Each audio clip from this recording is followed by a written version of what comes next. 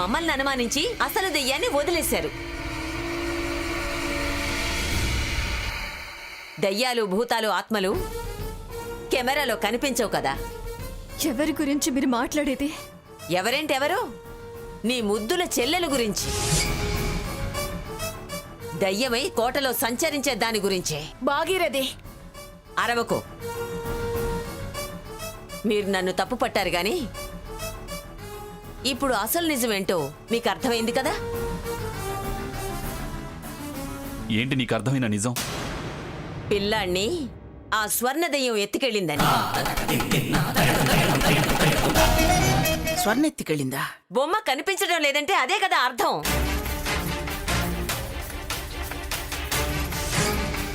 దెయ్యం కనబడదు కదా. దానికేం అవసరం? దానికి సాకేత్ మీదున్న ప్రేమ, మీ మీదున్న మమకారం.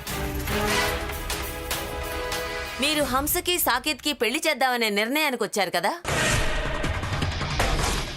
పిల్లాడికి హంస తల్లి అవుతుంది కదా. అది నచ్చక తనే కదా ఆ పెళ్లికి నాకేం అభ్యంతరం లేదని హంస మీదకి వచ్చి చెప్పింది. ఆ మంగమ్మ సిద్ధాంతిని పిలిపిస్తా, బంధనం చేయిస్తానంది కదా.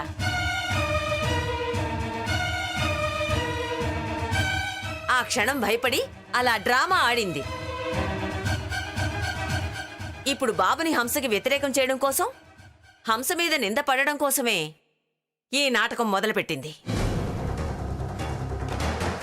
అబద్ధం, అంతా పచ్చి అబద్ధం. ఏది అబద్ధం? ఆ? స్వర్ణ చావడం అబద్ధమా? దెయ్యమై నీ మీదకి రావడం అబద్ధమా? హంసను ఆవహించడం అబద్ధమా?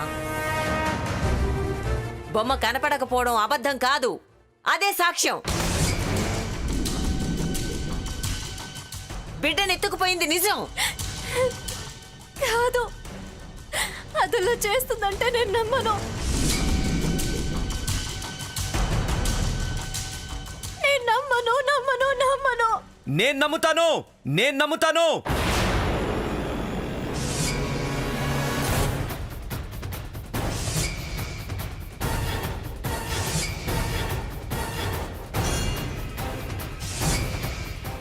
నేను నమ్ముతాను. జరిగింది చూశాక నమ్మకపోవడం పిచ్చితనం. ఆ వీడియో చాలు తనే అని చెప్పడానికి. నువ్విందాక భూత వైద్యుడి దగ్గర ప్రవర్తించిన తీరే దానికి నిదర్శనం. నేనే ప్రత్యక్ష సాక్ష్యం.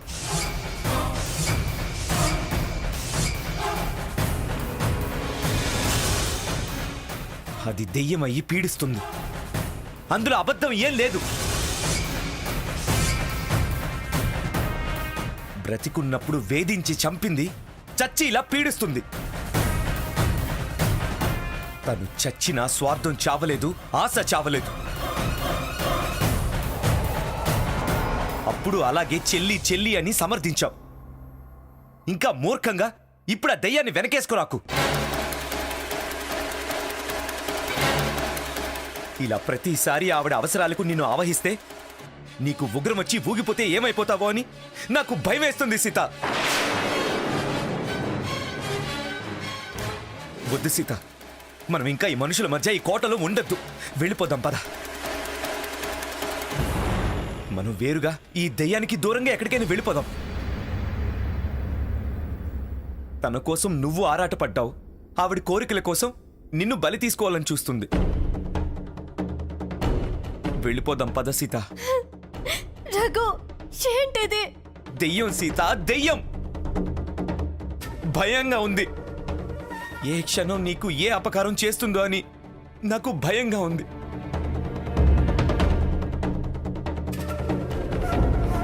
ప్లీజ్ సీత, వెళ్ళిపోదాం పద. రా సీత, వెళ్ళిపోదాం. రా, వద్దు. నా మాట విను సీత, ప్లీజ్. మనం వెళ్ళిపోదాం సీత. పద సీత, రా. రా సీత, రా సీత, రా. రా. నా మాట విను సీత, ప్లీజ్. ఇంకేం మాట్లాడుకో. ఆగు.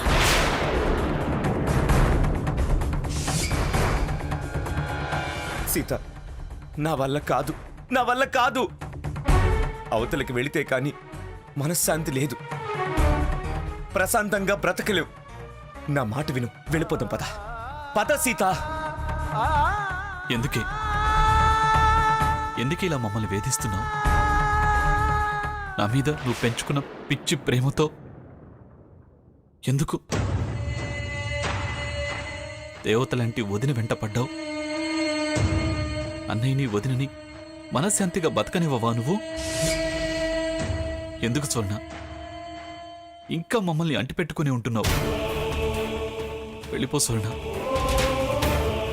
మమ్మల్ని విడిచి దూరంగా వెళ్ళిపో. మమ్మల్ని వేధించకు స్వర్ణ, మమ్మల్ని వేధించకు. ఏంటి సీత ఇంకా ఆలోచిస్తున్నావు? అంతా క్లియర్గా కనిపించింది కదా.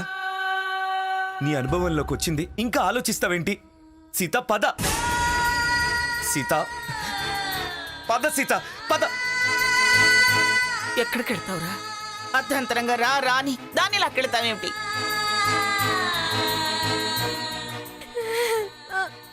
ఎక్కడికి వెళ్తావురా? మనశ్శాంతిగా బ్రతకగలిగే చోటికి. భయం లేని ఏ దేవుడి గుళ్ళో అయినా ఉంటాం, కానీ భయపడుతూ ఈ కోటలో మాత్రం ఉండలేను నాన్నమ్మ. తను నెలల నిండిన మనిషిరా. అందుకే తాతయ్య ఇన్ని నెలలు మోసిన బిడ్డని కాపాడుకోవడానికే వెళ్ళేది.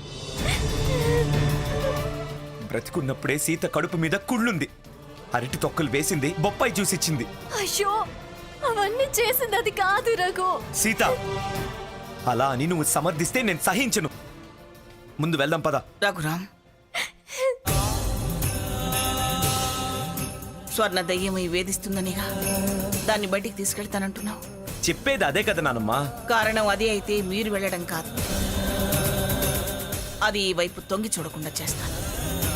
ఏమండి, వెంటనే సిద్ధాంతి గారిని పిలిపించండి. అలాగే. రఘురాం, సీతకే ప్రమాదం జరగదని నేను అభయం ఇస్తున్నానురా. నా మీద ఏమాత్రం గౌరవం ఉన్నా, నా మాట మీద నమ్మకం ఉన్నా మీరిక్కడి నుంచి వెళ్ళొద్దు. నేను వెళ్తాననేది మీ మీద గౌరవ మర్యాదలు లేక కాదు, నా భార్య బిడ్డల క్షేమం కోరి. నువ్వా దెయ్యాన్ని బంధించి కాపాడతానంటున్నావు కదా, అది జరిపించకపోతే మమ్మల్ని మళ్ళీ ఆపే ప్రయత్నం చేయొద్దు నానమ్మా.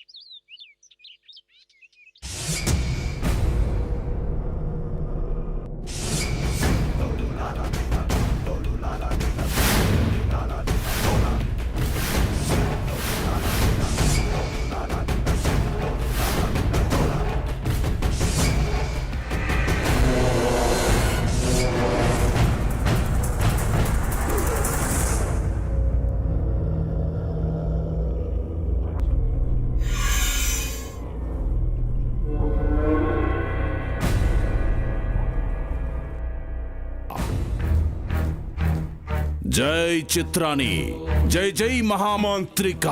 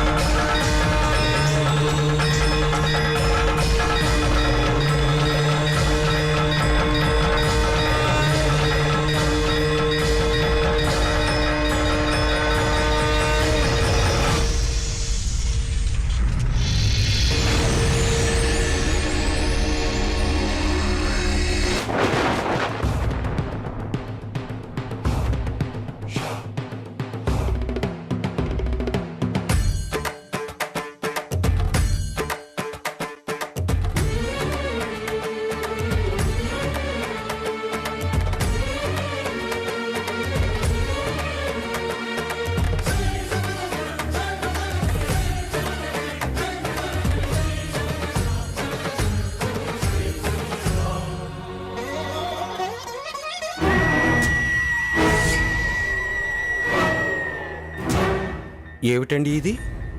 అదే నాకు అర్థం కావటం లేదండి. బాల్ దానంతటా ఎగురుతుందేమిటి? వెళ్ళి చూద్దామా? చూద్దాం పదండి.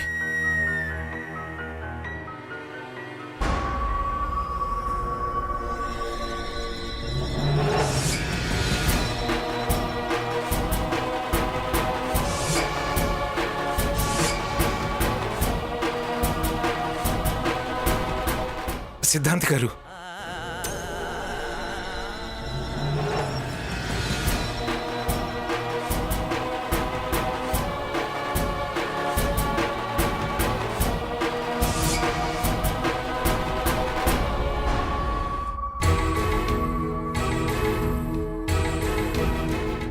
నమస్కారం అండి. నమస్కారం అండి. రండి, లోపలికి రండి.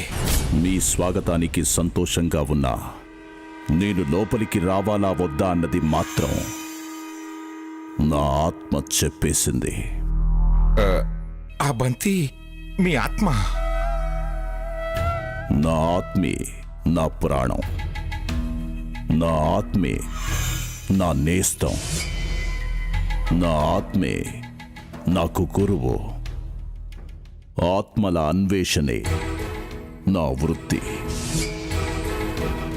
నా ఆత్మ అనుమతించింది, అందుకే నేను లోపలికి అడుగు పెడతాను.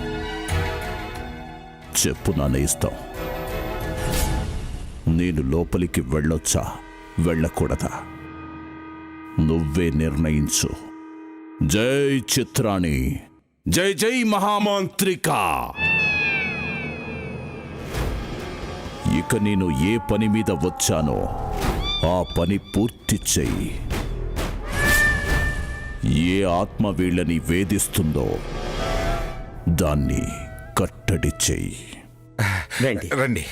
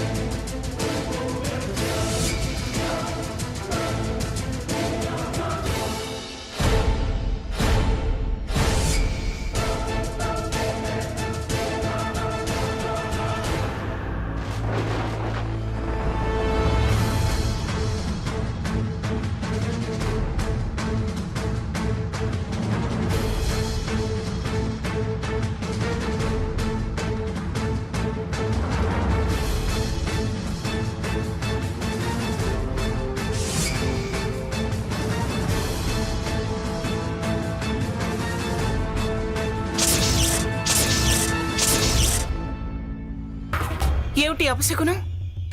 కంగారు పడకండి, ఇది శుభసూచకమే. శుభసూచకమా? అవును, ఇది దిష్టి గుమ్మడికాయ లాంటిది.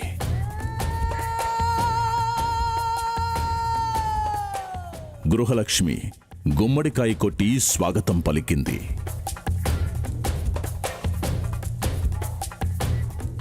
ఇదిగో బాబు, ఇదంతా త్వరగా క్లీన్ చేయండి. స్వామి మీరు రండి.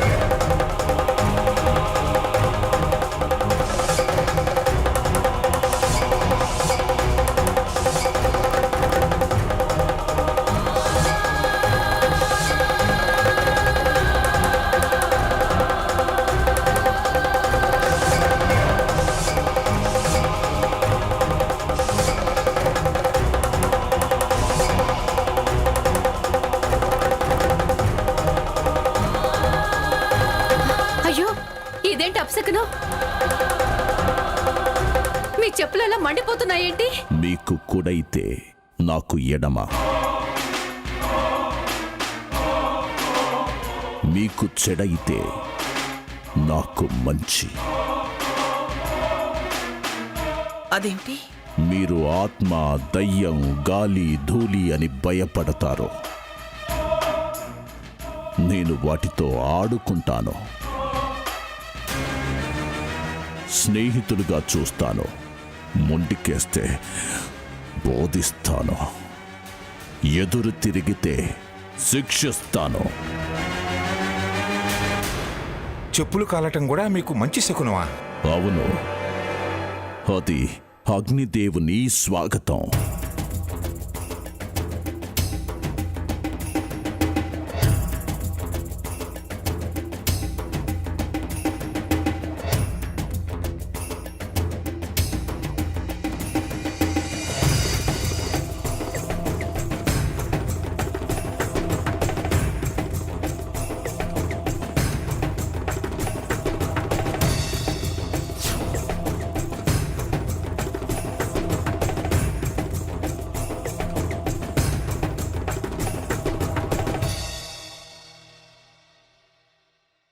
ఆ తోరణం ఎవరు కట్టారో?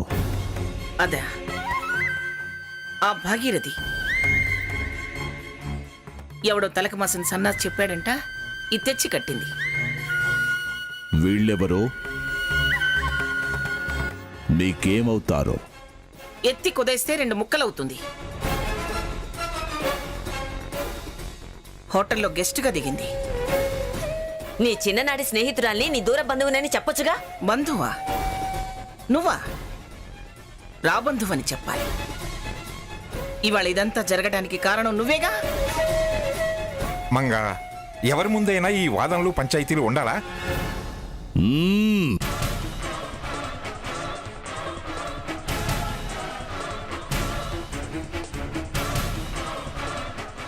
ఎవరో, ఎవరికి ఎవరు ఏమవుతారో, ఎవరు ఎవరికి ఆత్మ బంధువులో, ఎవరు కాదో కాని వారెవరో నేను తెలుసుకుంటాను.